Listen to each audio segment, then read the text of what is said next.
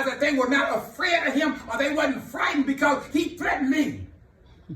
When people threaten you, you get all afraid, you get all frightened. But when people threaten you, you don't have to get frightened, because realize if God be for me, you can threaten me all you want to. Do what you got to do.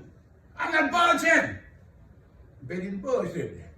And the king commanded that the most mighty men, he had a mighty army. Oh yeah, he had a mighty army. They were all buffed up and all dressed up in their army suits and all of that type of thing. He got the strongest ones in the army.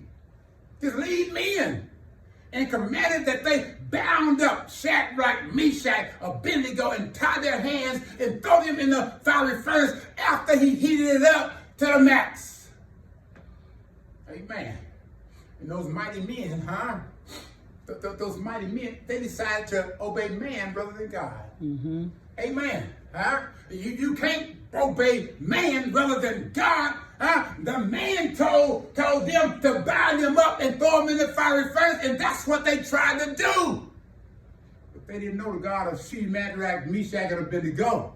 Because when they got ready to toss them boys in there, after they had tied them up, and the men that was tossed them in there, the flames jumped out because they were so hot and consumed every one of them. Mm-hmm. Yes, Lord. That's what happened when you obey man rather than God.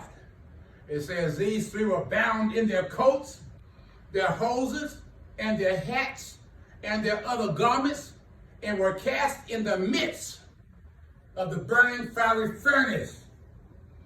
Therefore, because the king's commandment was urgent and the furnace exceedingly hot, the flame of the fire slew those men that took Shadrach, Meshach, and Abednego. And these men, Shadrach, Meshach, and Abednego, fell down bound in the midst of the fire. Well, they threw them. Ain't God a good God? Yes, he is. Won't God protect you from the fire? All of us go through some flames in our life every now and then. But you have to always remember that if God be for you, therefore he's more than the whole world is against you. It says, then King Nebuchadnezzar, the king, was astonished, rose up in haste, and spake and said unto his counselors.